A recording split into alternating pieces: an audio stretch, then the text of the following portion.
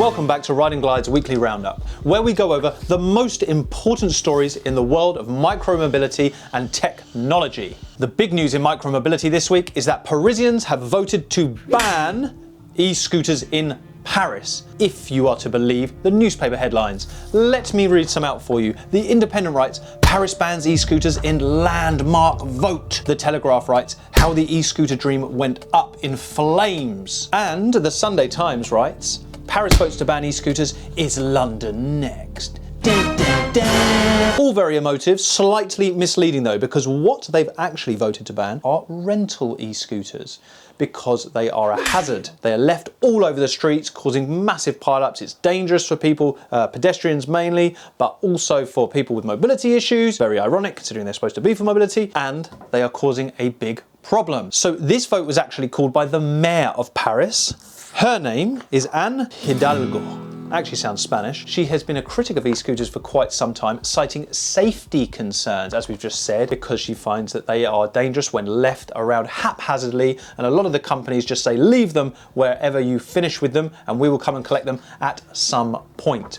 All very strange. Interestingly, she has not said anything negative about privately owned e-scooters. In fact, quite the contrary. She has said, riding private e-scooters in the city is no problem. So as you can see, she's well behind them. But actually, this does raise an interesting point. Private e-scooter users are generally going to take far better care of their vehicle than rental e-scooter users. Think about when you get a rental car for the week when you're on holiday in Spain, compared to when you are driving your own car. Now, as you all know, currently in the UK, e-scooters are banned privately to use on public areas, but you are allowed to rent them in a lot of cities and towns across the country. This is the complete opposite of what they've done in Paris. So they've used the data that they've generated over a long period of time and come to the conclusion that in the current state, the rental e-scooters are in fact fairly annoying, very useful to many, but quite annoying for pedestrians and much of the public. But privately owned e-scooters are actually very useful. So in the UK, of course, we are doing everything backwards. How can the UK government keep dragging their heels like this? There is a rising cost of living. Everything is expensive. Food, energy, everything. E-scooters will make so much difference to people's pockets. They won't need to use cars. They won't need to use the bus or trains anymore. In many cases, they will be able to charge it relatively cheaply and ride wherever they need to go. Mental health crisis around the world. They are brilliant for fresh air, getting you out and about. They're really enjoyable to ride. There is also massive congestion. You go into London now, I know there's a congestion charge. They're making it even wider, the area we're gonna have to pay. It's even more annoying, but you cannot move for most of the day there. If we used micromobility, it would be a far simpler solution to getting around the city without all of the smog enveloping everyone. Then there are the carbon emissions that the government have promised to meet, or have probably signed an agreement to meet. How are they going to lower emissions without including renewable energy sources as part of their plan? Yes, they're talking about stopping the manufacture of petrol and diesel cars at this certain point, but actually millions of people are waiting to use micromobility now. They are waiting for the laws to change. When is this going to happen? We are so behind. And of course, we understand that there need to be rules. We do not want the Wild West. We don't want it like Mad Max out there with people just tearing around on vehicles where, you know, however fast they'd like. Put a speed limit in place. Even put a test in place maybe, or CBT or something. Even if you have to have insurance, make the rules, but make them soon, because it is ridiculous that we have not moved with the rest of the world in this industry. Micromobility is here to stay, so what is the holdup? And now, let's speak to Toby with the weather. Right.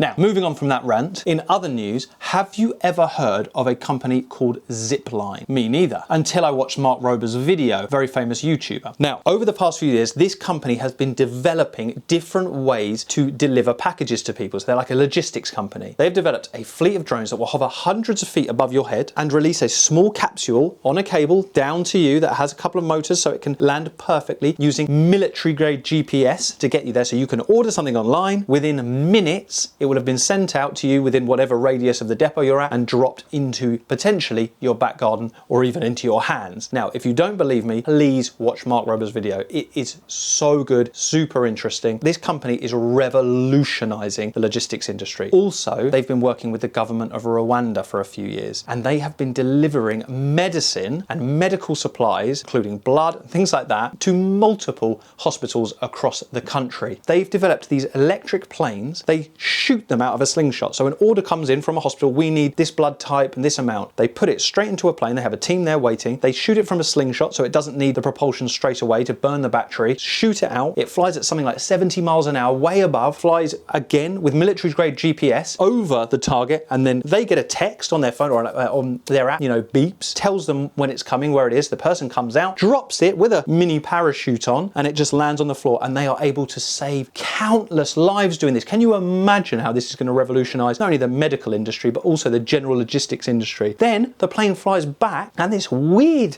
thing comes up and stops the plane like you do on an aircraft carrier, comes into land, they dismantle it, and the next one goes, and these are constantly going all day, every day. It's incredible work. Again, please watch the video. Mark Rober is a guy who's super interested in engineering and that kind of thing, but he also is very interested in how technology is changing the world. Please watch this video. Honestly, you will be amazed. And obviously this has been happening over the past few months, so even now I'd imagine even more progress has been made. We've discussed micromobility news, so we've discussed new tech in the industry, and also finally let's discuss new products out on the market.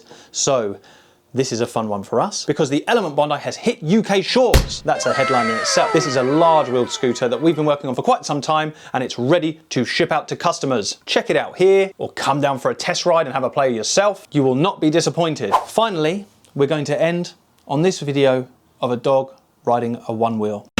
What the dog doing?